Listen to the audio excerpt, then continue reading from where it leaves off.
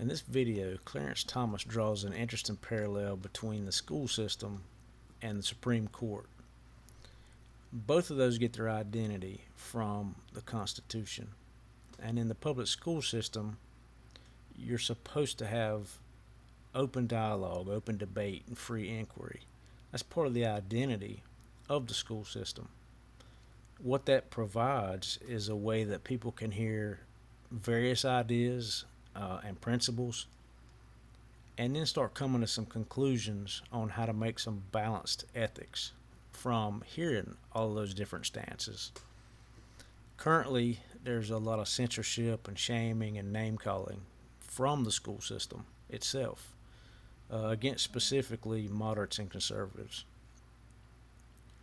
And the Supreme Court is supposed to be more of a closed system of debate. And the whole reason behind that is because the Supreme Court's job is to interpret the application of those foundational principles within the Constitution. They are supposed to be protected from external influence, so they pay most of their attention to evaluating and analyzing how the Constitution is being played out within certain laws or rules or ways of doing things throughout the country. And currently, both of those things are under attack. So let's take a listen to what Clarence Thomas has to say about it. Imagination that someone would do that. And look where we are, where now that trust or that belief is gone forever.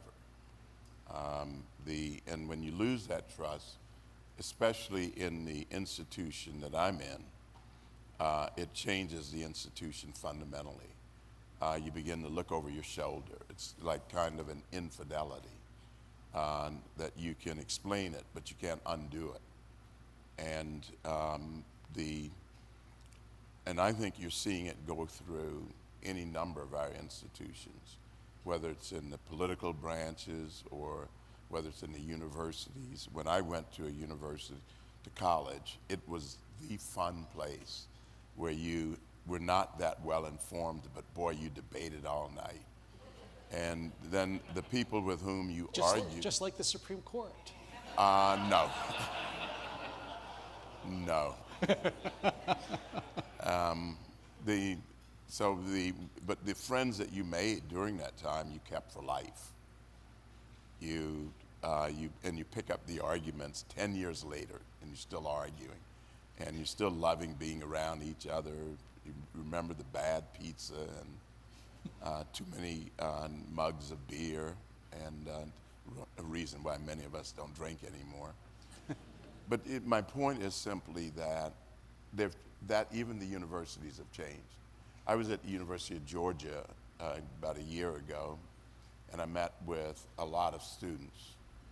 And their question was, why can't we in the general society debate difficult things anymore? And I said to them, and these were small groups, I met with a group of 10 students, 15 separate groups for about an hour. It was very exhausting, but enormously informative. And I said to them that, to me, the epicenter of free speech when I was it was at the university. That's where you learned how to engage with people who disagreed with you. That's where you learned how to deal with ideas and address ideas that with which you were not familiar previously or with which you disagreed.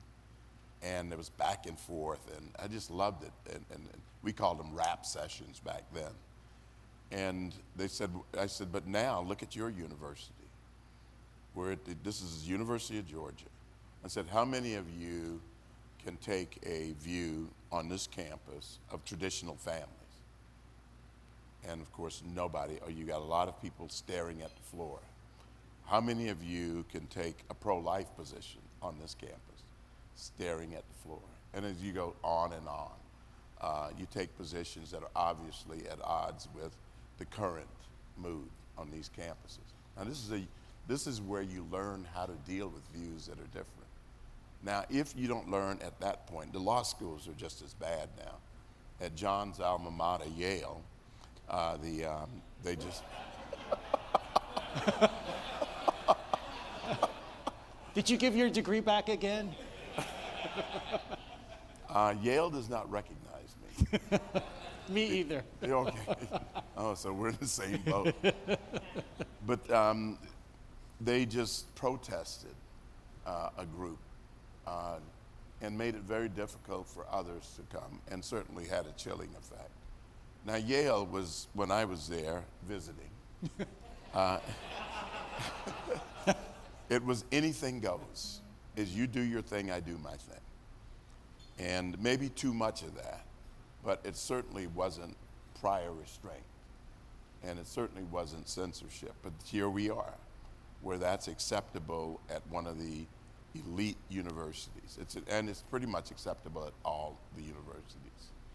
And if we're there with these institutions, how do we recover? So yeah, I do think that what happened at the court is tremendously bad. I think it's, I wonder how long we're going to have these institutions at the rate we're undermining them. And then I wonder when they're gone or they are destabilized, what we will have as a country. And I don't think that the prospects are good if we continue to lose them. That's a sobering thought of losing those institutions. If you think about what they're founded on and what the benefit of having them is. But if you think about this, any group that wants complete and total power rather than having shared power would have to demolish our institutions and systems like that promote open dialogue, that promote free inquiry, and that promote stability of law that makes sure application of those principles are solid. So without those, we're destabilized, at our core. And I think all we have to do is look across world history, world culture, world systems. Look at how things have functioned and how they tend to end up without some sort of stability like that, especially if you want to talk about liberty, justice, and freedom. It has to be bound to timeless moral principles that's going to preserve and promote those. So think about that. Where do we go as a country if we don't have those foundations? And what are we supposed to do to correct where we're at right now, if it is that we're going to be a country that's based on liberty and justice?